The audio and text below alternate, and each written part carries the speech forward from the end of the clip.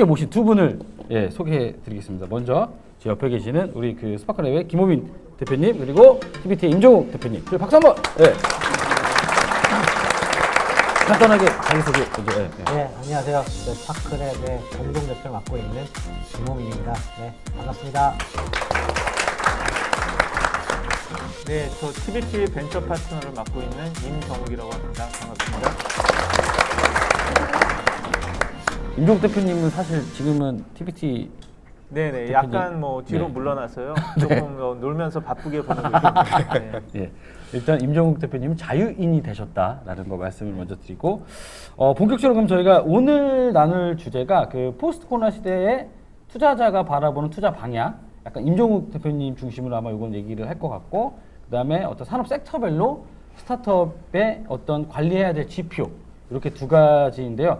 좀 아무래도 요즘 이제 포스트 코로나에 대한 기대감이 좀 높아진 거는 사실인 것 같아요, 그죠? 네. 그래서 먼저 임종욱 대표님한테 포스트 코로나 시대에 투자자가 바라보는 투자 방향 이런 건 어떤지, 이걸 좀 한번 묻고 싶습니다. 예. 네, 이게 그 포스트 코로나 시대라고 하니까 이게 코로나가 터진 다음부터잖아요. 그쵸. 그러니까 사실 굉장히 좀 지난 2년간을 한번 이렇게 제가 좀 리뷰를 해보고 싶어졌어요. 그래서 2년간을 그냥 간단히 좀 이렇게 메모를 좀 해봤는데, 여러분들 다 기억하시죠? 그 2020 그 3월에 코로나 이 팬데믹이 본격적으로 터지면서 그때 당시에 그 모든 투자라든지 이런 게 다 정지된 그런 상황이었습니다. 그래서 한 3월하고 4월 정도가 거의 투자라든지 이런 것들이 없고 큰일 나나 보다. 이 세상이 뭐 지금 완전히 그냥 그 뒤집히는 거 아니냐 그런 걱정을 했었는데, 그게 그 다음에 완전히 반전이 일어났다고 할까? 그런 게 있었고, 그게 뭐냐 하면 완전히 전 세계가 비대면 세상이 된 거죠. 그러면서 사실 투자 동향이란 게 굉장히 뜨겁게 투자가 이루어지면서 비대면에 투자가 집중되었던 그런 기억이 있습니다. 그래서 뭐 디지털이 완전히 엑셀러레이션 되는 그런 시대에 이렇게 돌입했다라고 할 수가 있고요. 그 다음부터 저희가 그때 막 그 제가 펀드를 만들었었던 기억이 있는데 5가지 분야에 이렇게 집중적으로 투자를 한다라고 했었어요. 그때 디지털 비즈니스 혁신, 그러니까 디지털 전환 회사에 투자를 하고, 인공지능, 뭐 B2B 사스, 클라우드 이런 회사, 그리고 라이프 스타일 혁신 회사인데 이것도 뭐 보면 신선식품을 배달한다든지 뭐 이 HMR이라든지 뭐 그리고 온라인 컨텐츠 이런 식으로 온라인 즐기는 뭐 이런 것들에 투자를 하고, 또 이 우리가 이런 질병의 문제라든지 코로나 문제가 있으니까 비대면으로 디지털 헬스케어 하는 이런 부분에 투자를 하고, 또 이런 디지털 전환이 제조업이라든지 공급망이라든지 이런 쪽에 다 뭐 문제가 있을 테니까 그런 쪽에 혁신을 하는 회사, 그리고 소셜 벤처 이런 사회적인 양극화 문제라든지 이런 데 투자를 하는 이런 회사에 투자하는 방향으로 생각을 하고 투자에 이렇게 시작을 했는데, 그리고 나서 기억을 하시겠지만 그 2021년으로 그러니까 넘어가면서 전 세계적으로 이런 투자가 불붙은 그런 측면이 있고요. 그래서 그 전 세계적으로 그렇고 한국도 작년에 2020년하고 비교를 하면 2021년에 중기부 발표 투자가 7조 한 8천억이 돼서 그 전년도의 2배 가까이 이렇게 나왔는데, 전년도 12월 달 기준으로 그렇죠. 봤을 때. 네, 그러니까 2020년하고 2021년하고 비교를 했을 때 투자가 거의 2배가 늘었고, 한국도 엄청난 붐이 이렇게 일었다라고 할 수가 있고요. 그리고 전 세계적으로 보면 이런 그 특히 팬데믹 수혜주라고 할 만한 그런 회사들이 주가가 엄청나게 올라간 그런 회사들이 있었습니다. 그런 회사들한테 이 뭐 벤처 투자자들로 투자를 굉장히 적극적으로 했었던 거고요. 뭐 예를 들면 뭐 집에서 이 자전거로 운동을 하는 그 미국의 펠로톤이라든지, 원격으로 진료를 할 수 있는 텔라닥이라든지, 음식 배달을 하는 뭐 도어대시라든지, 우리가 맨날 쓰고 있는 줌이라든지, 그리고 로블록스 같은 메타버스 게임이라든지, 쇼피파이 같은 이런 온라인 이커머스 플랫폼이라든지, 덕큐사인, 그리고 뭐 넷플릭스 이런 회사들 다 친숙하게 알고 계실 겁니다. 이런 회사에 투자가 많이 이루어졌고요. 그리고 제가 아까 말씀드린 그 중점 분야에 있어서도 지난 한 1년 반 동안 제가 기억하는 큰 한국에서의 투자도 일어난 게 인공지능 회사에 투자가 많이 일어났었습니다. 그래서 뭐 한 300억씩 보면 뭐 보이저 X라든지 업스테이지 같은 회사들, 그리고 한국에서도 이런 그 사스 회사들 이런 곳에 투자가 많았고 대표적인 게 HR 사스 회사 중에서 플렉스라는 회사가 360억을 이렇게 투자를 받으면서 뭐 500억 밸류가 되고 막 이런 것들이 있었고요. 신선식품 뭐 이런 거 다 아시는 게 뭐 마켓컬리가 작년 말에 2,500억 투자를 받으면서 한 4조 밸류가 된다라고 할 정도로 빠르게 성장을 했고 웹툰 회사들도 되게 잘 돼서 대표적인 게 리디 같은 회사가 3천억 정도 투자를 받으면서 유니콘이 된 그런 케이스가 있고요. 한국에서도 원격 진료 같은 게 한국은 불법이어서 안 된다라는 얘기를 많이 했었죠. 근데 원격 진료가 이 코로나 때문에 제한적으로 이렇게 풀리면서 그런 회사들이 많이 나왔고 특히 올 초에 이 확진자들이 급증하면서 집에서 다 진료를 받고 또 이렇게 약을 타야 되잖아요. 그 덕분에 그 닥터나우라는 회사가 불과 1년 사이에 엄청나게 폭발적으로 성장을 했고 닥터나우가 불과 1년 사이에 뭐 기업 가치가 한 100억에서 지금 한 얼마 전에 400억 투자를 받으면서 2천억 밸류가 되는 그 정도의 일이 있었습니다. 그리고 또 최근에 반도체 이야기들을 많이 해서 또 여기에도 특기할 만한 게 반도체 AI 반도체를 만드는 한국 스타트업들이 되게 많이 투자를 받았고요. 그래서 뭐 최근에는 리벨리온이라는 회사가 620억 투자를 받았고 작년에는 퓨리오사 AI라는 회사가 한 800억 투자를 받고 그래서 이런 쪽에 투자가 되게 많았고 그리고 이 과정에서 좀 트렌디한 투자로 또 보면 ESG 환경 이런 쪽에 생각하는 투자가 또 굉장히 많았고 작년에 굉장히 뜨겁게 달궜던 게 메타버스 투자, 메타버스라든지 그리고 또 이런 그 NFT 같은 쪽, 뭐 웹3 이런 쪽에 투자가 굉장히 많이 이루어졌습니다. 그리고 전 세계적으로 지난해에는 그 지난해서부터 올 초까지 유니콘이 폭증했다는 것도 좀 특이할 만한 일이고요. 작년까지만 해도 코로나 전까지만 해도 유니콘이 전 세계 500개 정도가 있었는데 그게 불과 1년 사이에 1,000개가 넘어서 지금은 한 1,300개까지 됐거든요. 그것은 그 유니콘들을 폭발적으로 늘어나게 한 것은 후기에 큰 돈을 막 투자한 회사들이 있었어요. 좀 막이라고 하니까 좀 웃긴데 소프트뱅크 비전펀드하고 타이거 글로벌이라는 그 회사가 있습니다. 그 회사들이 엄청나게 투자를 해서 전 세계적인 이런 벤처 이런 거품을 만들었다라고 얘기를 하는데 다만 이런 경향이 계속 오다가 최근에 한 3, 4월 특히 4, 5월부터 상황이 좀 급변을 했고요.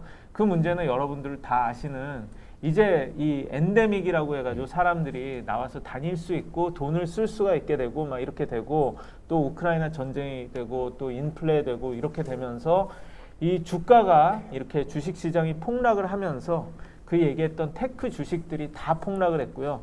제가 아까 잘 됐다고 얘기했던 그 펠로톤이라든지 넷플릭스라든지 텔라닥이라든지 로블록스 같은 회사들이 주가가 많으면 거의 90%, 적게는 뭐 한 반토막이 난 이런 다 상황이 되면서 이게 그 한국의 테크 주식들 다 아시는 뭐 삼성전자라든지 뭐 카카오 이런 데 다 떨어졌고요.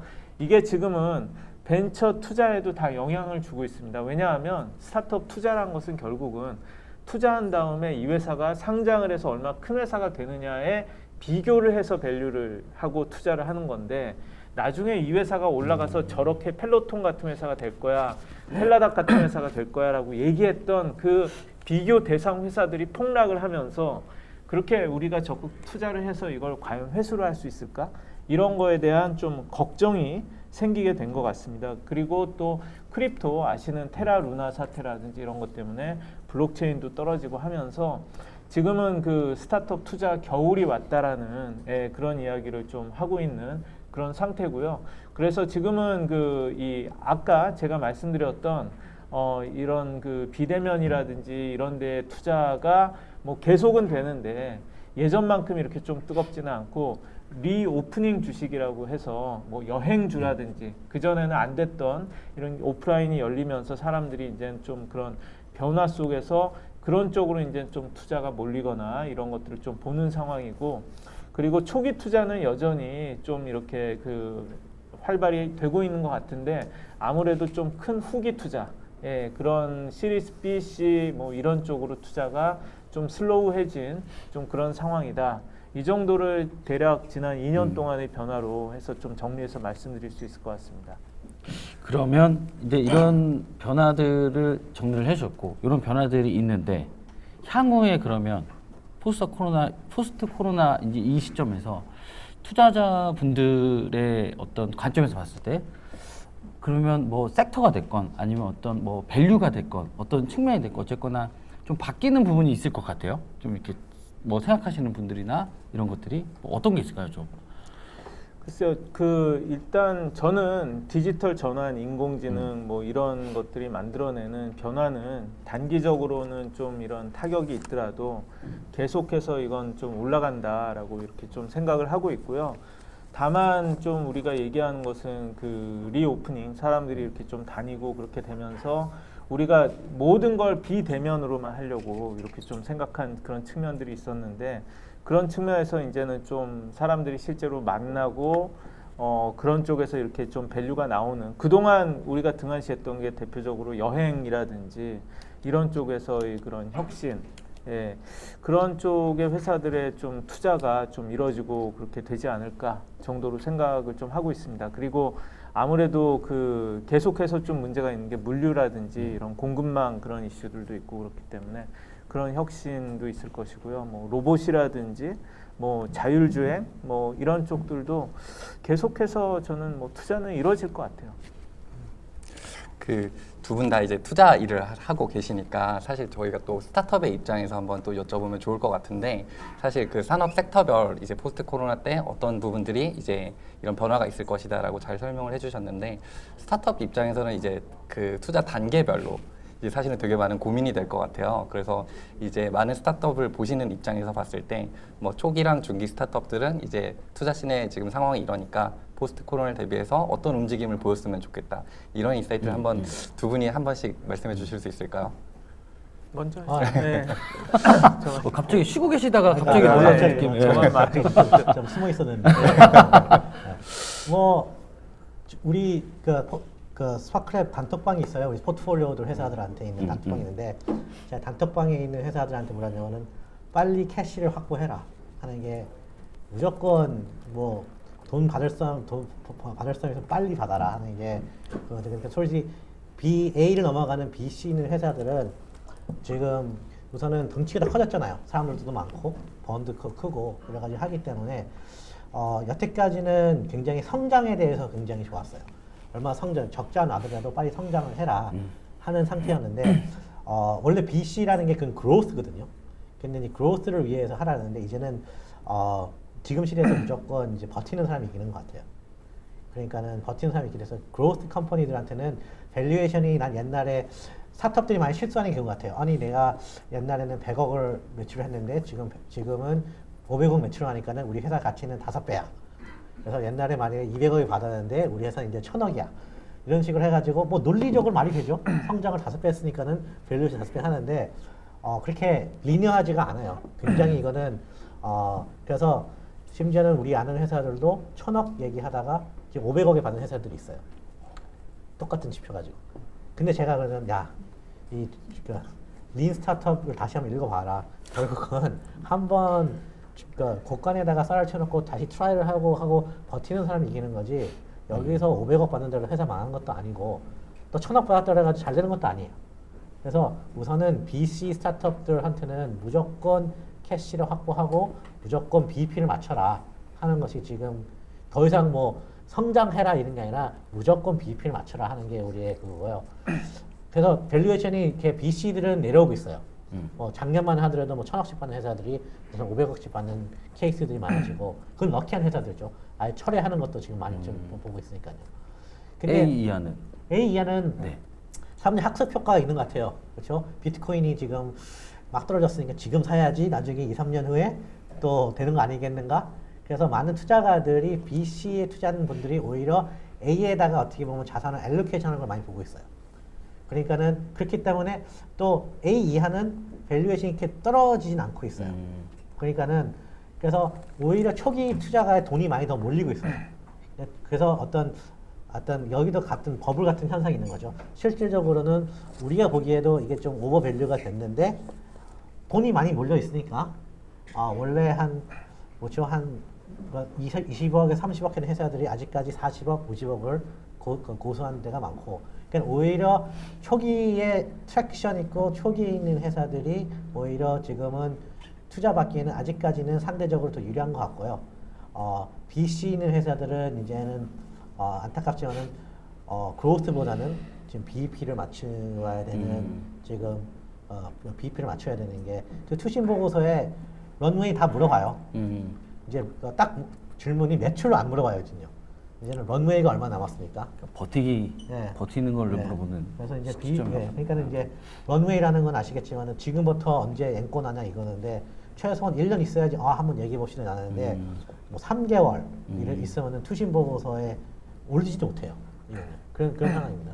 네, 저도 사례로 하나 말씀을 드리면 예를 들어서 이게 4월까지만 해도 전혀 이 생각을 못했거든요. 올 4월이요? 네, 올해 4월까지만 해도 한국에서는 전혀 그게 없었고 5월 10일인가 그때쯤에 뉴욕 타임스에 그 스타트업의 이런 공포가 밀려들고 있다라는 기사가 났어요. 근데 그 기사가 좀 내용이 충격적이라서 제가 그 내용을 이렇게 좀 서머리를 해서 페이스북에 딱 올렸어요. 그랬더니 저희 투자사 중에 한 분이 이렇게 저한테 바로 전화를 했어요. 그러니까 대표님 이런 상황이면 저희가 안 받으려고 뭐 그랬었는데 최대한 많이 받아놓는 게 낫겠네요 라고 하는 거예요. 뭐냐 하면 투자를 받을 수 있는 투자사들이 한 4-5개 있었는데 한 3개만 받고 나머지는 뭐 너무 오버부킹이니까 안 받겠다고 했던 거예요. 근데 좀 밸류에이션 희석이 많이 되더라도 현금을 더 받아놓는 게 좋겠다라고 생각이 싹 바뀐 거죠.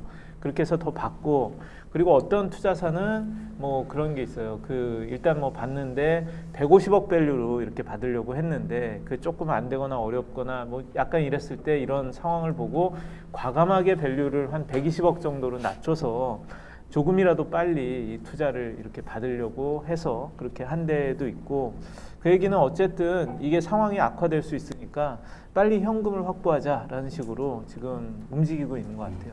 근데 말씀하신 대로 아주 초기에는 투자자들이 아직 많거든요. 그리고 큰 금액이 아니고. 근데 이게 100억, 200억, 300억이 갈수록 밸류가 높아지고 투자가 커질수록 투자할 수 있는 기관 투자자들 수는 줄어들기 때문에 거기가 보수적으로 움직이면은 이 투자 받기가 어려운 거죠. 시리즈 B, C에 계신 분들 참고하시고, 그 시리즈 A 이하는 또 좋다니까 지금 창업 좋다기보다 B 상대적으로 상대적으로 그 멘트가 꼬일 것 같습니다. 여기까지 여기까지. 알겠습니다. 저도 얼마 전에 그 와이프가 생일 얼마 앞두고 선물 전에 용돈 오빠 조금 먼저 줄까라고 했는데 그때 그냥 받아놓고 고가를 쳐놨어야 되는데 이거 선물 어떻게 경기도 안 좋은데 괜히 그런 생각이 듭니다. 알겠습니다. 혹시 여기 현장에서 질문 있으신 분? 되게 많이 열심히 적으시던데 적는 거에서 끝나시고 질문 있으신 분 혹시 있으세요? 질문 뭐 없으면 또 넘어갔으면 넘어갈 수 있습니다. 네, 잠시만 질문 있습니다. 있으신 분이 계셔서 잠깐 일어서서 질문해 주실 수 있을까요? 네, 팀플레 대표 박성준입니다. 그 기간을 3월 4일부터 이렇게 겨울이라고 하셨는데 혹시 그 기간을 어느 정도 더 버텨야 하는 기간은 어느 정도 보시는지 좀 알고 싶습니다. 겨울에 3, 4월부터 겨울이 왔다라고 했는데 이 겨울의 끝은 어딜 것 같은지. 시작은 4월인데 이거 뭐 얼음 나라가 되는 건지 영원히 이거 아니면 한 12월쯤에 끝날 건지 약간 이런 것들을 예측을 좀 여쭤보신 것 같아요. 글쎄요, 예측하기가 참 쉽지 않은 것 같습니다. 그래서 뭐 짧게는 6개월, 길게는 한 1년. 뭐 미국에서의 투자자들은 대개 한 1년 반 정도의 현금을 확보하라, 투자 안 받고도 갈 수 있는 그렇게 얘기하고 있으니까요. 뭐 그 정도를 보면 되지 않을까. 투자가들 만날 때 옛날에는 우리가 스파크랩에서 우리가 권장하는 거는 만나는 순간부터 6개월 미니멈 6개월의 캐시는, 그러니까는 딱 만나가지고 인사했을 때 IR 하기 전에 했을 때는 미니멈 6개월 정도 있어야지 6개월 정도 있어야지 캐시를 확보하라고 얘기하거든요. 근데 이제 지금 말씀하신 대로 여러분들 투자 시기를 잘 알아야 돼요. 투자 시기가 뭐냐면은 투자 심사위원들도 다 사람들이기 때문에 이 3월에서 6월까지는 열심히 일을 하고 7, 8월 달에는 그분들도 휴가 가야 돼요. 근데 돌아올 때는 9월이죠. 추석도 지내야죠. 그러면은 그다가 9월 중순부터 한 11월까지 열만은 12월 달 되면은 또 이제 크리스마스하고 없어지고 그다음에 또 이상하게 또 그때는 또 그 전까지도 또 세야지 또 사람들이 또 일을 하고. 근데 투자 받을 수 있는 윈도우가 3월에서 6월, 그다음에 9월에서 11월이에요. 열심히 그때 투심이 열리고 할 수 있는 데가. 근데 그 6개월이란 그게 이 제가 말한 거는 이 끝에 그걸 넘길 수가 있어야 돼요. 근데 많은 분들이 애매해요. 그게 뭐 7월 달에 끝나는지 아니면 4월 달에 끝나는지. 그러면 솔직히 6개월 남았는데 6개월 남았는 그 수치가 진짜 그런 걸 감안 안 하고 했을 때는 그래서 여러분들이 많은 회사들한테 얘기하는 게 뭐냐면은 투자 받는다 생각하면은 2월 달 시작해서 6월 달에 납입하는 걸로 끝내야 되는 거고 8월 달에 인게이지 해가지고 11월 말까지 납입하는 이 스케줄대로 가야지 여러분들이 받을 수 있지. 애매하게 7월 달에 한다 그러면은 투심이가 안 열려요. 투심이 열릴 수가 없는 게 파트너들도 다 휴가하고 심지어도 휴가하고 이렇게 하다 보면은 굉장히 오래 걸려요. 그러니까 그걸 감안하셔가지고 여러분들이 그래서 1년 반이 전 적당하다 생각해요. 1년 반이 적당한 생각이 뭐냐면은 어쨌든 사람들이 투자하고 싶어 하는 이런 금액이나 이런 디시전들을 더 심사숙고 할 거거든요. 그래서 그걸 저는 꼭 기억했으면 좋겠어요. 지금 온라인으로도 질문이 계속 올라오고 있는데 지금 연보리님께서 이제 투자자들이 선호하는 분야가 이제 최근에 있냐라고 좀 질문을 주셨어요. 그래서 전체적으로 보시기에 이런 분야가 요새 좀 관심이 있는 것 같다 투자자들이 이런 인사이트가 있으면 공유를 해주시면 좋을 것 같고 만약에 이제 좀 찾고 계신 이제 스타트업의 분야가 있으시면 또 말씀해 주시면 좋을 것 같습니다. 그럼 하시죠. 네. 글쎄요, 요즘에는 그러니까 이것은 그 투자사별로 되게 다르고요, 맡고 있는 펀드에 따라서 다르고요. 그래서 제가 전에 이렇게 맡았을 때는 디지털 전환을 하는 그런 회사들을 열심히 좀 찾고 그랬었거든요. 그래서 뭐 그렇게 하는 회사라든지 뭐 또 디지털 헬스케어 쪽에서 이런 좀 혁신을 하는 그런 회사들 이런 쪽을 찾았는데 다 투자사마다 좀 다른 것 같습니다. 뭐 전반적인 유행이야 뭐 아까 말씀드린 대로 뭐 메타버스, NFT 뭐 이런 게 있고 계속 새로운 것들이 오지만 맞습니다. 저 아마 뭐 지금 굉장히 좋은 지적을 하신 것 같아요. 왜냐면은 막무가 좋은 아이템이 있더라도 우리도 돈을 받아서 투자를 하는 거거든요. 우리도 예를 들면은 정부나 우리 투자가들한테 돈을 받아서 투자하는 거기 때문에 받아서 투자를 하기 때문에 아무리 예를 들면은 예를 들면 바이오가 있더라도 우린 바이오 펀드가 없어요. 진짜 제가 보기에는 이게 대박인 것 같아요. 그런데 이거는 투자를 해야 되는데 우리 펀드가 우리가 약정을 하거든요. 우리 투자가들한테 우리는 이 분야에 투자하겠습니다 하는 식으로 했을 때 아무리 좋은 바이오 회사가 있더라도 우리를 투자를 못해요. 그래서 어떻게 보면 창업가들한테도 우리가 항상 어드바이스 주는 게 뭐냐면 그 하우스에 어떤 펀드가 있는지를 공부를 하셔야 돼요. 그러니까는 아무리 좋은 네임 있다 그래도 뭐 소프트뱅크, 알토스 뭐 굉장히 좋은 회사가 많죠. 근데 그 펀드들의 LP들이 누구냐는 것도 좀 아셔야 돼요. 그래서 그 사람들이 찾는 그게 있는 거죠. 더욱이 성장금융이나 어떤 모태 펀드에서는 그 목적이 있어요. 그 누가 받아간지도 다 볼 수가 있어요. 그 펀드에 맞춰서 가야 되는 거지. 너무 블라인드하게 가면은 너무 좋은데 우리는 투자 못해요. 이런 얘기. 왜요? 우리 좋은 회사인데 그걸 우리가 그 투자할 수 없는 지금 그런 그게 있어서 굉장히 좋은 지적을 하신 것 같아서 하우스마다 굉장히 그걸 잘하는 하우스 그런 거를 그 특화된 분야가 있는 거예요. 그러니까 특화된 분야에 맞게끔 더 나아가지는 그 펀드가 어떤 펀드 성격을 가지고 있고 심지어 그 LP가 누군지를 좀 열심히 공부하면 나와요. 열심히 공부 나오기 때문에 그거는 솔직히 우리 창업가들이 좀 발품을 좀 팔아야 돼요. 네. 근데 그런 데들은 본계정으로 투자할 수 있는 거 아니에요? 만약에 네? 그 본계정으로 투자사들이 본계정 그 VC가 네. 본계정으로 투자하는 투자하는 건 거 거의 거의 없어요. 없어요. 예, 이해상충이 생기기 때문에 네. 쉽게 그렇게 하기는 어렵고요. 뭐 대기업이 자기 자본에서 투자한다. 대기업은 뭐 펀드를 못 만드니까 그런 케이스는 있고요. 다만 이게 약간 주객이 전도될 수 있는 게 일부러 뭐 투자를 잘 받기 위해서 핫한 영역에서 유행이 있는 영역에서 창업한다는 건 좀 말이 안 되고요. 결국은 자기가 제일 잘할 수 있고 큰 문제가 있고 그 문제를 풀면 그 성장이 그 시장이 커지는 성장하는 그런 영역에서 하는 거지. 꼭 뭐 이게 이쪽이 핫하기 때문에 그쪽에서 창업을 해야겠다라든지 그쪽으로 가야 된다. 이건 좀 아닌 것 같습니다. 저희 어쨌든 저희 기관이 좀 이쪽이다 보니까 푸드테크나 에그테크는 어떤 것 같습니까 최근에? 저는 이제 솔직히 푸드테크, 에그테크가 우리도 이제 CJ랑 같이 또 용진은 같이 투자를 좀 많이 보고 있는 거냐면 이제는 서플라이 체인이 무너졌어요, 그렇죠? 우크라이나에 미리 좀 전체화하고 옛날에는 솔직히 뭐 우리가 투자한 엔팅이나 가장 여기 비싸서 어떻게 사 먹냐 이 채소 막 엄청나게 이거 보통보다 엄청 비싼데 근데 이제는 사람들이 마인드세트 바뀐 게 자급자족을 할 수 있으면 돈 더 비싸더라도 내가 하겠다는 마음인 거예요. 그러니까 푸드텍, 에그텍이 이제 굉장히 그렇잖아요. 자급자족을 하기 위해서는 싱가포르 같은 업체는 솔직히 100%다 음식물 수입하는데 컨테이너로 해가지고 버티컬 해가지고 팜을 만들 수 있어. 이제 가격이 뭐 옛날보다 또 하면은 두세 배나 뭐 있는 거랑 두세 배 있는 거랑 틀리잖아요. 그렇기 때문에 푸드텍, 에그텍은 굉장히 제가 보기에는 이제는 더더욱 이제 사람들이 깨어나는 것 같아요. 옛날에는 글로벌 경제에서 빠질 거 수입하면 되는 거지 뭐 하는데 이제는 수입 못 할 수도 있는데 그럼 어떻게 할 건데 특별히 이제 닭고기 있잖아요.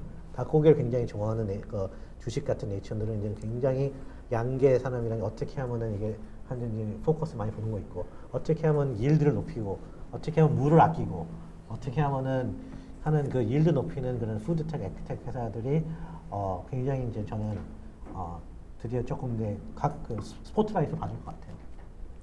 그러니까 푸드테크, 에그테크 중에서도 좀 이렇게 자급자족과 좀 더 연관성이 깊은 데들이 좀 더 그리고 뭐 하자면 HMR 그 키트 여러 가지 이런 것들이 어떻게 보면은 그럼 우선은 의식주 중에서 식이니까요, 그렇죠? 그러니까 뭐 모든 영역 이 생산서부터 서플라이 체인 그리고 만들고 이거 즐기고 소비자한테 가는 그 모든 영역에서 해야 될 일들이 테크놀로지로 해결할 수 있는 일들이 너무 많고 그리고 그 문제를 해결하면 이건 다 글로벌한 게 되기 때문에 큰 기회가 있다라고 생각을 하고요. 스마트팜도 지금 굉장히 일반화됐잖아요. 많아지고 있고 저는 뭐 농사를 짓는데 얼마 전에 그 트랙터 자율주행 트랙터 같은 걸 보고 놀랐는데 이제는 얘들이 다니면서 그냥 사람 없이 거의 아니면 도와가면서 쉽게 그거를 농사를 지어주고 그런 걸 한다든지 그리고 뭐 식당들도 뭐 많지만 그 식당 안에서 이제는 뭐 로봇들이 다니면서 뭐 이런 음식을 가져다 준다든지 집에서 배송을 받는다든지 뭐 그런 식으로 모든 영역에서 사실은 그 혁신 회사 기술들이 나오고 있기 때문에 제가 보기에는 뭐 다 투자 대상이죠.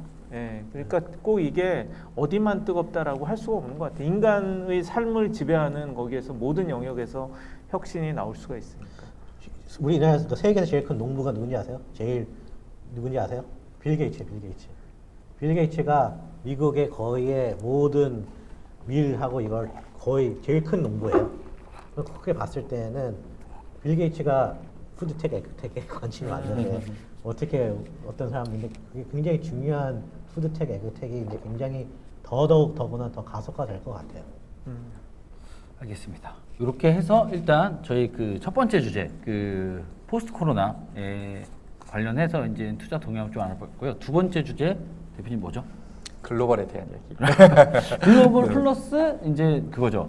그러니까 그 산업별 뭐 네네, 혹은 뭐 맞습니다. 섹터별 이 스타트업들이 관리해야 될 지표. 그러니까 섹터별로 투자자들이 어떤 지표를 바라보는지 그거를 좀 이제 우리 김홍윤 대표님이랑 말씀을 나눌 건데 그 전에 이거는 꼭 얘기하고 싶었어요.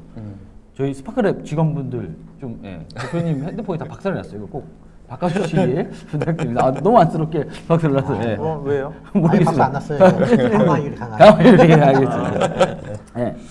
그래서 일단 제일 궁금한 게 그런 것 같아요. 진짜 저희들이 저희가 육성하는 기업들이랑 만나보고 투자 뭐 IR도 들어가고 끝나고 나서 이제 뭐 아무래도 저희들은 이제 투자사가 아니라 보육을 하는 기관이다 보니까 센터장님 아니면 팀장님 뭐 이거 어떻게 될 것 같아 이렇게 얘기하면서 제일 궁금해하는 게 다 똑같지는 않더라고요. 보니까 뭐 커머스 쪽 하시는 분들은 이런 지표들을 보통 투자사들이 원하고 또 어느 쪽 뭐 제조 쪽에 좀 더 가까운 데들은 또 이런 지표들을 좀 더 원하고 근데 대표님들 그걸 잘 몰라서 일관되게 뭐 매출 지표만 관리를 한다든지 혹은 뭐 MAU, DAU 뭐 이런 지표만 관리한다든지 좀 이런 것들이 좀 안타깝더라고요. 제가 보면서 그래서 이런 어떤 그 타입별로 관리하는 지표는 이런 것들이 더 중요하다라는 걸 좀 말씀해 주시면 좋을 것 같아서 두 번째 주제로 일단 잡았습니다. 이게 되게 어려운 어려운. 일단 아마 멘토링 할 때 이제 우리가 같이 계셔가지고 결국은 스타트업은 가장 큰 어떤 지표가 growth예요. 얼마나 빨리 크느냐가 제일 중요한 거거든요. 근데 그로스의 가장 큰 당연히 매출하고 이익이 늘어나면은 그거가 모든 회사는 아셔야 되는 게 모든 것이 기술응전결 매출 이익이에요.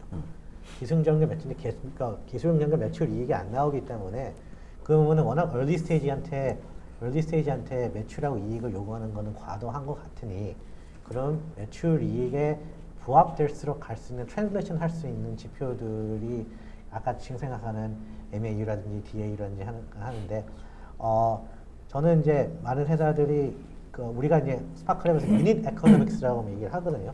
유닛 에코노믹스라 해가지고 어떤 식으로 우리가 얘기를 많이 하냐면은 특별히 커머스에서는 매출 이익보다는 솔직히 커스터머 애쿼시션 코스트 태그가 되게 중요하고요. 그 다음에 결국은 그 회사들이 그 태그가 한 사람을 유치할 때 내가 돈이 얼마나 받는지에 대한 지표. 두 번째는 한 사람이 한 번 쓸 때 ARPU죠. 얼마나 쓰는지에 대한 지표. 얼마나 자주 쓰는지에 대한 지표. 그렇죠? 근데 마지막으로는 이게 라이프타임 밸류가 있는 거예요. LTV. 그러니까 예를 들어서 제가 게임 회사 있다 봤거든요. 전 넥슨 출신인데 우리가 몇천억을 게임 할 때 우리도 이제 태그하고 유닛 에코노믹스 정확히 아는 거예요. 그래서 그 텔레비전 광고나 이런 걸 우리가 많이 하더라도 결국은 우리는 유닛 에코노믹스 때문에 이게 얼마 BEP가 나올지를 알아요. 그렇기 때문에 그게 겁나지가 않아요.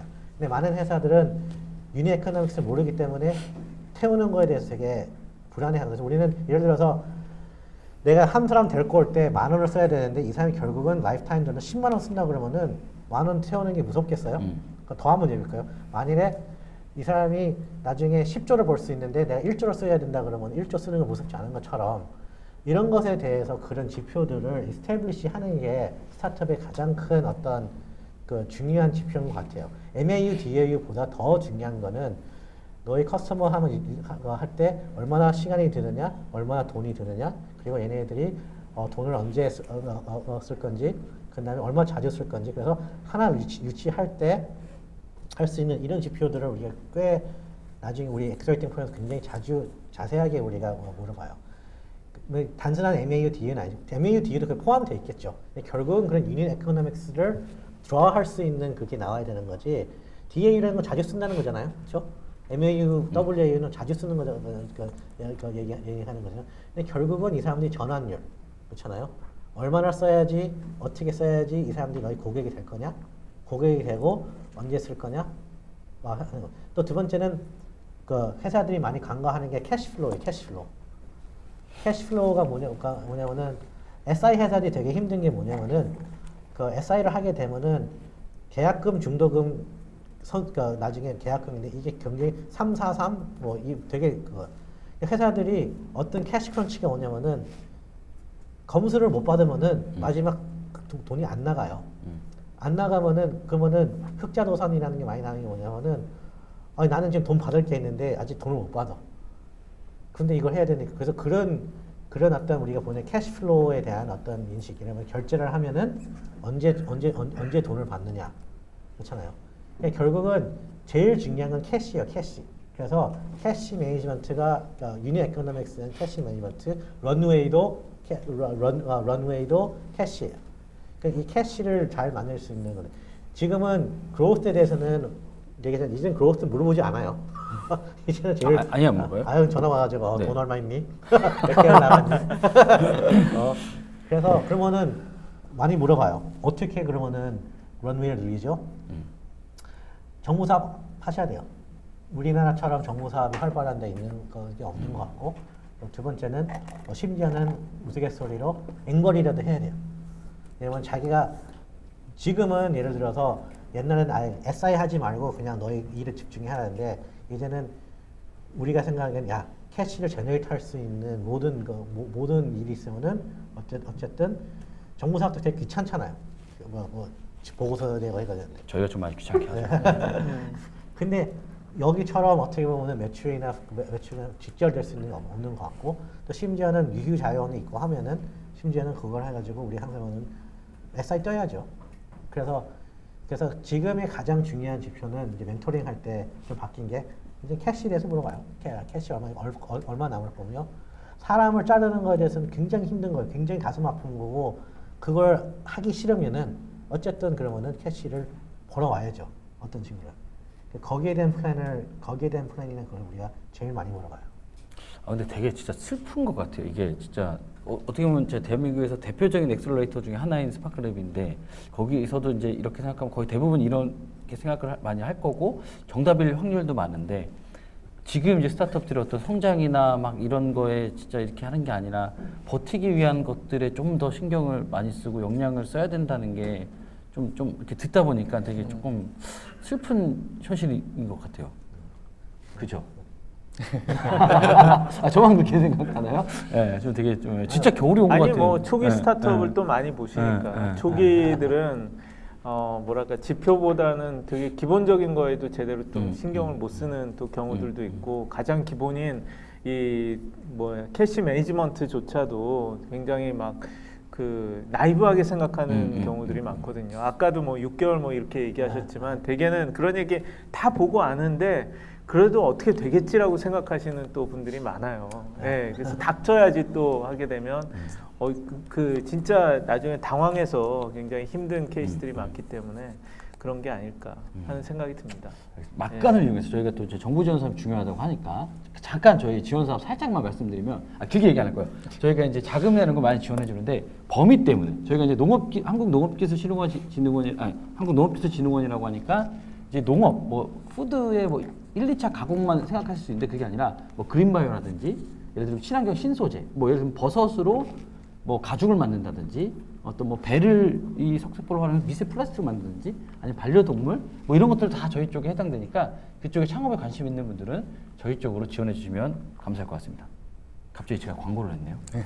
이거 어떻게 하지? 다음 분이 이들 대표님 네. 이어서 해주세요. 예. 뭐 어, 혹시 일단, 모르니까 네. 현장에서 질문 한번 아, 받아보는 네, 것도 네, 좋을 네, 것 네. 같아요. 그래서 혹시 또 지금까지 좋은 말씀을 계속 이어주고 계신데 질문을 좀 주실 분들이 계실까요? 있다면 한번 네. 오늘 그러니까 되게 열심히 들으시고 되게 적으시는 거 되게 많은데 질문은 왜 한국 사회가 아직까지 그렇죠? 글로벌리하게 봤을 때 어떻습니까? 예. 아유, 예. 뭐, 다 이래요. 네, 글로벌도 이런가요? 네. 알겠습니다. 그럼 이제 오신 분들 중에 사실 그 스타트업 대표님들도 계시고 지금 온라인으로 보시는 분들도 좀 다양한 것 같은데 일단은 또 질문 중에 하나로 들어왔던 게 이제 스타트업 창업 생태계를 잘 모르는 사람들 입장에서 봤을 때 창업 생태계가 지금 좋다 안 좋다를 보려면 어떤 지표를 봐야 되나요? 이런 질문이 있더라고요. 그래서 대표적인 지표를 어떤 걸 보면은 좀 외부에서 보기엔 이해가 좀 편할까요? 뭐 제일 쉬운 게 얼마나 많이 투자가 이루어지고 그게 제일 중요한 지표 아닐까요? 그 옛날하고 비교를 하면 저는 명확하게 달라졌다라고 10년 전 네. 그때는 스타트업이 얼마 투자 받았다고 뉴스가 나오는 게 없었어요. 네. 예, 밝히지도 않고 그런 걸 이렇게 뉴스 릴리스를 하는지도 몰랐는데 요새는 뭐 하루가 멀다 하고 어느 기업이 뭐 1억 받았다는 것도 보도자료를 내고 그렇죠. 예, 네. 10억, 뭐 수십억, 100억, 300억 이런 것들이 하루가 멀다고 나오잖아요. 그래서 뭐 그냥 신문에는 보통 종합지, 일간지 같은 데는 그런 게 기사도 안 될 정도로 그런 뉴스들이 많이 나오고 있는데 그래서 제일 그걸 뭐 알 수 있는 것은 그런 활발한 투자가 좀 이루어지고 있다라는 거라고 생각을 합니다. 그러면 좀 더 한 발짝 나서 궁금한 거는 그러니까 이런 투자 지표로 보면 알 수 있을 것 같은데 그러면 이거는 뭐 당연히 어떻게 보면 같이 병행하는 시간 타임이라고 보고 그럼 요 투자 지표에 앞서서 비슷하게 먼저 움직이는 어떤 선행 지표가 따로 좀 있을까요 저희가? 그러니까 뭐 한 6개월이든 3개월이든 뭐 1년이든 그게 어떻게 잡히는지 네. 모르겠는데 일단 법인이 만들어지는 거라든지 법이 만들 수 있죠? 그리고 뭐 이런 창업 회사들이 얼마나 많이 좀 만들어지고 있는지 그런 것들도 많이 보이고요. 또 뭐 생활 속에서 전 볼 수 있는 거라고 생각하는 건 우리 주위에 스타트업 광고가 엄청나게 늘어났어요. 예, 주위에 뭐 이렇게 둘러보시면은 뭐 마켓컬리 광고부터 해서 그쵸, 뭐 그쵸. 길 다니면서 보면은 죄다 뭐 보면은 뭐 그런 광고들 뭐 숨고라든지 심지어 리멤버 명함앱도 요새 TV 광고까지 다 하잖아요. 그런 거 자체가 이런 스타트업들이 되게 활발해지고 그렇게 된다는 그리고 채용도 큰 것 같아요. 스타트업들이 채용 광고를 많이 하고 주위에 보시면은 스타트업으로 이직한 그런 사람들 되게 많아졌거든요. 그런 것들도 그 창업 생태가 굉장히 활발해졌다는 것을 피부로 느낄 음. 수 있는 지표가 아닐까 싶습니다. 그런 것들을 상용 지표로 보면 되겠다. 네. 아니, 누군가 예전에 그런 말 한 적 있어요. 제 친구 중에 이건 주식과 관련된 건데 필라 운동화가 그러니까 예를 들어서 필라 운동화가 한 반에 신는 사람이 아무도 없었는데 갑자기 2명, 3명이 됐다. 4명째 됐을 때 필라 주식을 사면 잘 됐거든. 이런 얘기 뭐 맞는 얘기인가요? 뭐 그렇겠죠 뭐 유행 타고 하니까. 네. 반응이 좋지 않았어요. 안 받을 수도 있는 얘기 같습니다. 예. 알겠습니다. 혹시 뭐 마지막으로 질문 왜냐면 저희가 40분간 네네. 해야 되는데 네, 저희 좀 네, 질문이 네. 있으신 분이 네, 계셔서 네, 잠깐 네, 일어나셔서 네, 질문해 주시면 감사하겠습니다. 네, 안녕하세요. 네, 스파크랩 대표님한테 질문을 좀 드리고 싶은데요. 스파크랩이 좀 해외 진출을 희망하는 창업자들을 위한 엑셀러레이터로 알고 있는데 좀 푸드테크로서 스파크랩에게 투자를 받으려면 어떤 좀 팁 좀 들려줄 수 있을까요? 네, 네. 이따 저 명함 주시고. 굉장히 적절한 질문이에요. 우리가 스파크랩에서 우리가 많은 시도를 많이 했거든요. 그래서 스파크랩 타이페이라고 우리랑 비슷한 우리가 그 캠프 모바일 네이버 출신 대만 해가지고 한 분이 있고요. 호주에는 우리가 스파크랩 컬티베이트라 그래가지고 우리가 푸드텍 에그텍 액셀러레이터를 호주에 만들었어요. 근데 그 호주하고 캐나다가 미국하고 그냥 캐나다하고 호주가 솔직히 에그텍 푸드텍에서는 굉장히 리더예요. 그래서 우리가 호주에다가 그 액셀러레이터를 만든 거는 호주 쪽에 있는 테크놀로지뿐만 아니라 또 세계적인 트렌드를 볼 수 있다 해가지고 우리가 푸드텍, 에그텍, 아까 자율주행 트랙터 우리가 김트랑에서 투자했는데 투자하자마자 우리가 호주에다가 소개시켜 줘가지고 호주에서 어떻게 생각을 하느냐 해가지고 우리가 한 것처럼 그리고 이제 호주에서도 그 액셀러레이터가 실제 이스라엘이나 뭐 이런 회사들을 또 액셀러레이팅 많이 해요. 호주가 이게 남반구 북반구이기 때문에 우리 겨울 때 거기 여름이고요. 우리 여름이 여기 겨울이 되게 재밌어요. 그래서 그쪽에 있는 회사 우리가 이제 푸드텍, 에그텍이 되면은 우선 호주 팀에다 먼저 보내요. 그래서 이 회사가 너희가 보기에는 호주와 다른 데다가 할 수 있느냐 없느냐는 그 오피니언을 되게 우리가 많이 신뢰를 하고 그다음에 거기서 이제 파생될 수 있는 여러 가지 있는 어퍼튜니티를 우리가 많이 보고 있습니다. 네. 저희랑 한 내년에 같이 그 글로벌 진출 지원 사업 한번 푸드테크 한번 같이 하면 좋을 것 같다는 네. 생각이 좋습니다. 갑자기 또 광고 혹시 더 이제 마지막 시간이라서 지금 원래 40분간 네네. 하기로 또 있어요. 네. 좋네요. 예. 좀 더 계셔도 되죠? 대표님도. 예, 예. 네, 안녕하세요. 그 초기 스타트업 투자, 그러니까 한테 투자를 할 때, 그러니까 규모가 크지 않은 그런 이제 스타트업 기업한테 투자를 할 때, 이제 시리즈 A에서 밸류를 측정하는 방법이 물론 많이 있겠지만 조금 더 이렇게 많이 적용하는 방법이 있을 것 같아요.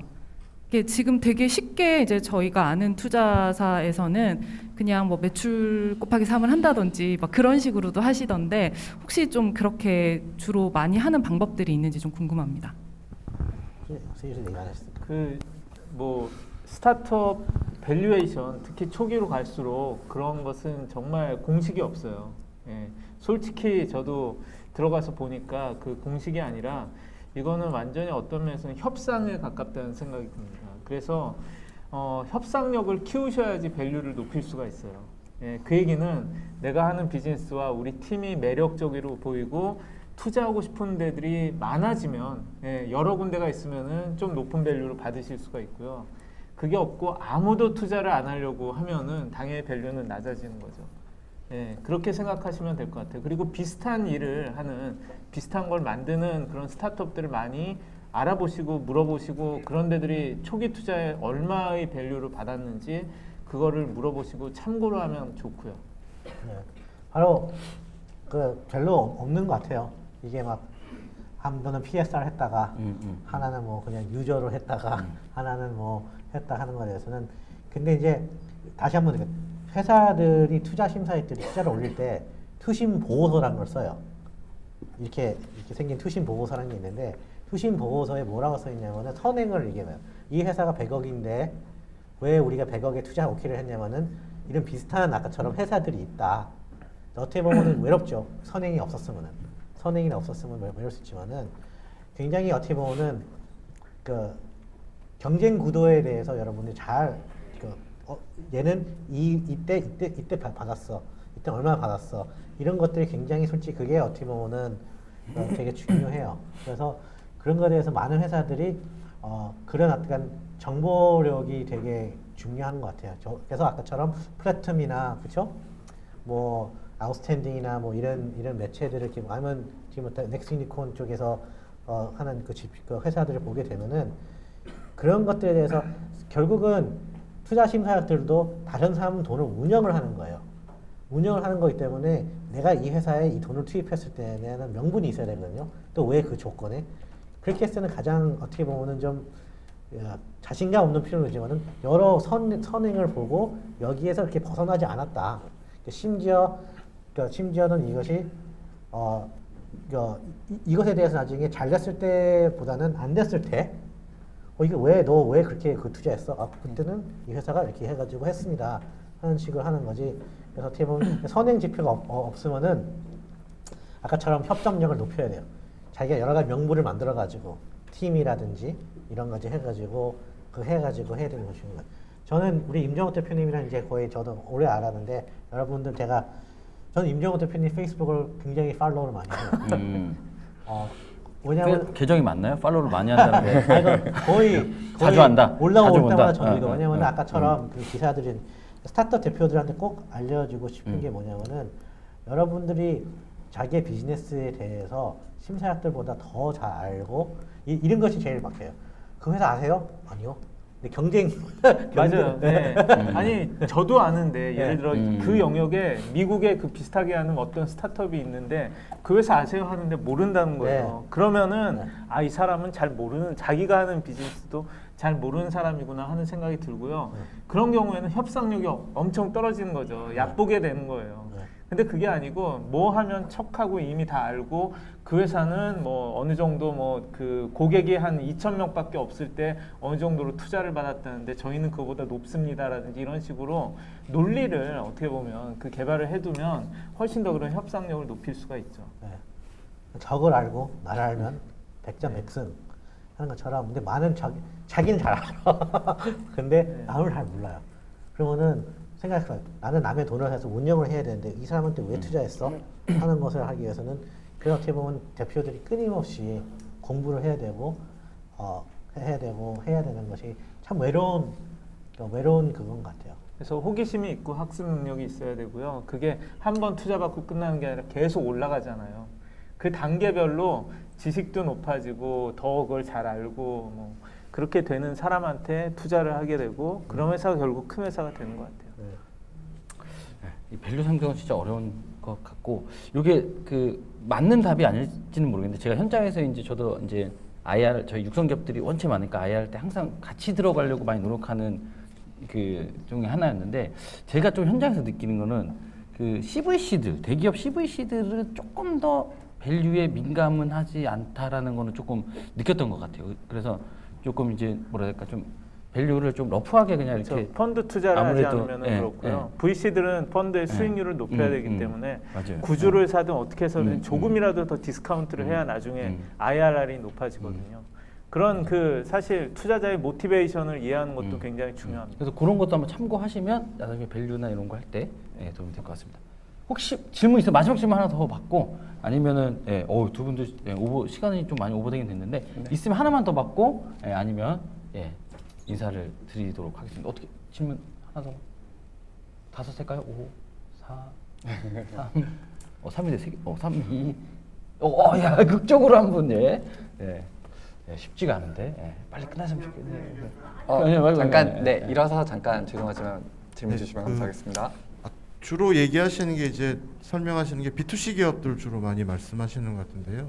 이 회사들이 매출을 참 무모하게 적는 경우가 많잖아요. 그런 거에 대해서 좀 조언을 좀 해주시면 좋겠습니다. 여러분들 우리가 항상 또 스파크에서 얘기하는 게 투자 미팅은 모든 투자 미팅은 파워포인트 시작하되 엑셀로 끝나요. 그러니까는 인트로는 파워포인트, 투자 결정은 엑셀이에요. 그래서 엑셀에 대해서 엑셀이 자기가 생각하는 모델링이에요. 비즈니스가 이렇게 흘러갈 거다 하는 자기의 모델링이거든요. 이때 누가 들어올 거고 이때 얼마나 우리가 유치할 거고 이거 할 거고 많은 사람들이 그냥 이렇게 뭐 이렇게 막 탁탁탁 J커브 만들고 그걸 해야 되는데 엑셀이 결국은 내가 말했던 모든 거에 대한 진짜 나의 모든 생각이나 모든 어썸션이나 모든 것이 녹아져 있는 게 파이널 엑셀 파일이에요. 그래가지고 그 엑셀 파일에서 아까 무모하다는 경우 예를 들어서 이런 게 있는 거 이런 케이스가 많은 거야. 10억에서 30억 가고 30억에서 90억 가고 90억에서 이제 500억 이렇게 나오면 자 나눠볼게요. 작년 매출 얼마에서 10억 했습니다. 그러면은 올해 매출 얼마 하려고요? 아, 네, 그러면 50억 할 예정입니다. 그럼 오케이?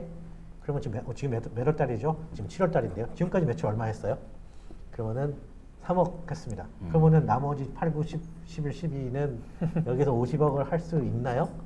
그러니까 여러분이 굉장히 엑셀 시트를 굉장히 그냥 파워포인트는 예쁘게 만들고만 만드는데 엑셀 시트에 대해서는 그런 것에 대해서 아까 또 신뢰도가 확 떨어지는 거예요. 그러면은 또 물어보는 게 B2B도 우리 많이 투자하거든요. B2B 많이 투자하는데 B2B는 스텝 펑션이에요.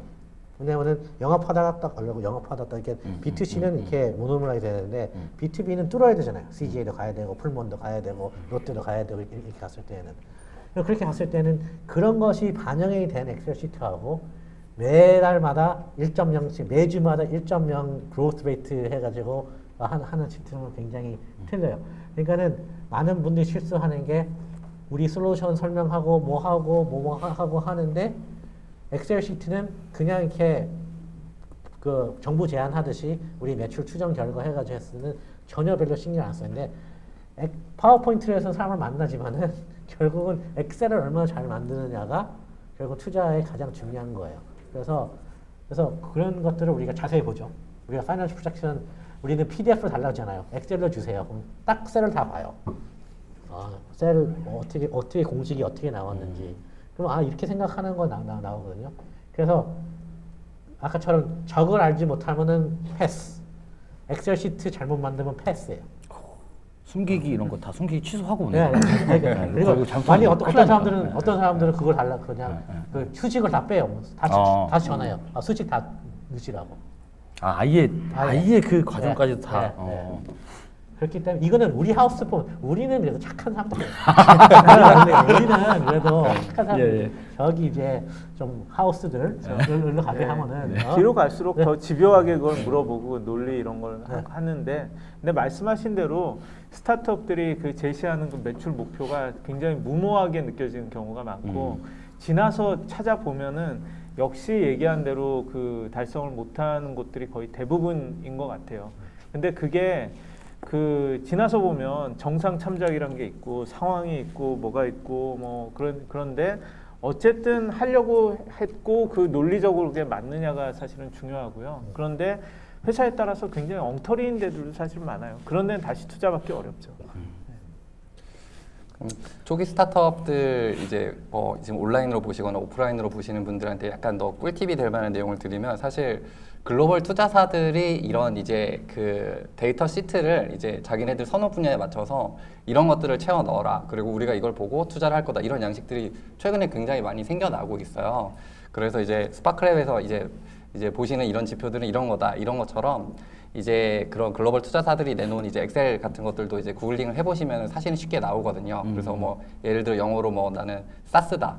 사스 분야에서 데이터 시트는 어떤 거, 인베스트먼트 이런 식으로 이제 그 단어를 좀 조합해서 검색을 해보시면 사실 관리하시기 굉장히 유용한 이런 엑셀 시트가 나오니까 참고를 하시면 좋을 것 같습니다.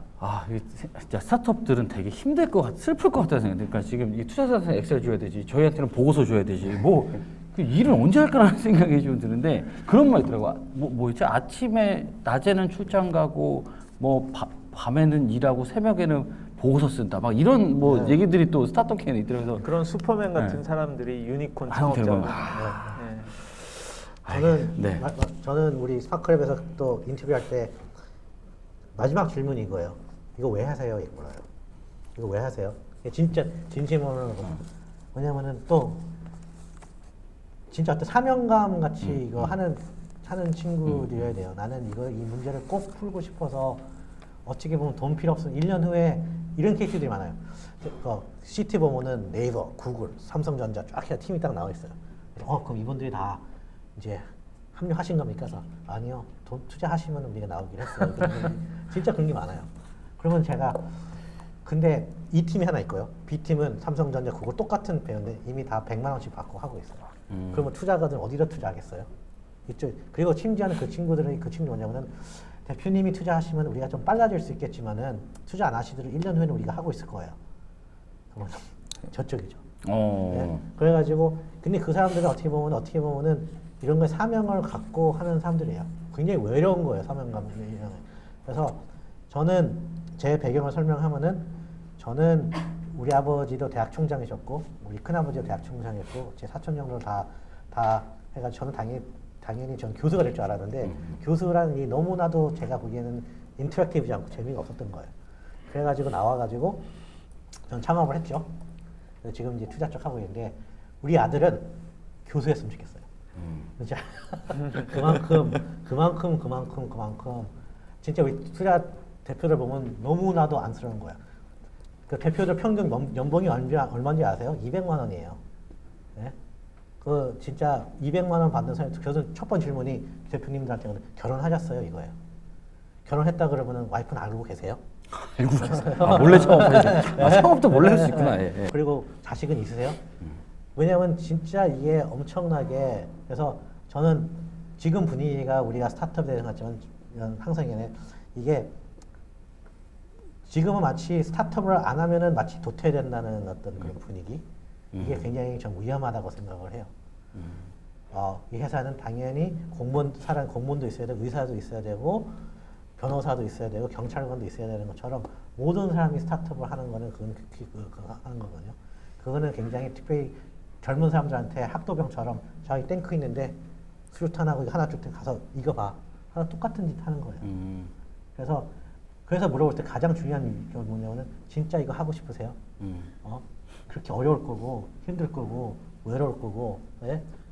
진짜 이거 왜 하시는 이유를 진짜 한번 해보세요. 근데 그런 사람들이 결국은 아까처럼 외로운 사람들이고 그런 사람들이 결국은 나중에 갔을 때 유니콘을 하고 그래서 어렵기 때문에 우리가 위대하다고 생각하는 거예요. 어렵기 때문에. 그리고 투자는요. 돈을 필요한 사람들 주는 게 당연히 그 선 기구지만은 투자는 돈 필요 없는 사람들한테 돈 받게끔 하는 게 성공적인 투자예요. 네? 아까 임종호 대표님 말씀하셨으니 그런 팀들이 있어요. 아까처럼 얘네는 무조건 투자해야 돼. 그래서 그럼 어떻게 되는지 아세요? 투자가들이 어필을 해요. 우리 돈을 왜 받아야 돼? 스파크랩 돈을 왜 받아야 되는지 제가 설명을 하겠습니다. 그런 회사가 그런 자신감으로 여러분들이 좀 키워가지고 투자가들 만났으면 좋겠어요.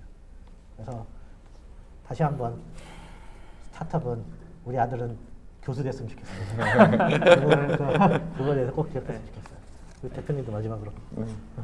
저 동감이고요. 근데 모든 사람이 창업을 할 필요는 없고 그리고 그렇게 얘기해도 그렇게 안 될 것 같아요. 왜냐하면 네. 너무나 어려운 일이기 때문에. 예, 그렇기 때문에 대부분의 그 사람들이 그걸 다 할 수는 없는 거고 정말 그 도전했다가도 그런 분들은 사실 금방 포기하더라고요. 예, 제가 보면 그냥 저도 비슷하게 질문하면 왜 하세요 하면 느낌상 이분은 이거 안 해도 되고 예, 그런데 남들 다 하고 뭐 분위기가 그렇고 쉽게 투자받고 이런 것 같으니까 하겠다는 분들이 있거든요.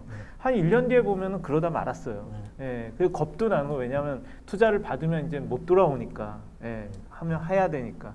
그러니까 제가 말씀드리고 싶은 것은 진짜 하고 싶을 때 하면 되고 또 그런 뭔가 문제의식과 하려는 사람들이 많이 도전하는 사회가 돼야지 또 이게 굉장히 활발한 발전하는 사회가 되는 거니까 지금 뭐 한국은 좋은 분위기라고 생각합니다. 그런 측면에서.